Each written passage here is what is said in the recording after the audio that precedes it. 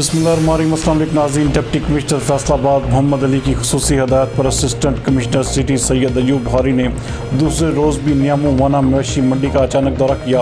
हमारे नुमाइंदा खुसूसी जाहिद नफीस के मुताबिक इस मौके पर उन्होंने मॉडल कैटल मार्केट के बाहर कायम गैर कानूनी मवेशी मंडी और तजावज़ात का सफाया करवा दिया। उन्होंने traffic police, metropolitan corporation, civil defence और दीगर महकमों के स्टाफ के हमरा नियामो वाना का तफसीली दौरा किया और मॉडल कैटल मार्केट के बाहर कायम तजावज़ात ख़त्म करवाते हुए स्टॉल्स, टेंट और दीगर साजो सामान कब्जा में ले लिया।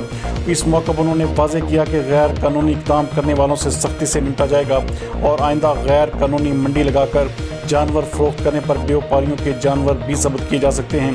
लिहाजा खिलाफ वर्जी से गुरेज करें और मुकर्रर करदा सेल पॉइंट्स पर ही कुर्बानी के जानवरों की खरीदो फरोख्त की जाए, जहाँ ज़िले इंतज़ामिया की तरफ से तमाम तर सहूलियात फराहम की गई हैं। इस मौके पर उन्होंने मॉडल कैटल मार्केट इंतज़ामिया को ताकीद की कि मवेशियों की खरीदो फरोख्त के दौरान इंसदाद कोरोना SOPs पर भरपूर अमल दरामद करवाया जाए।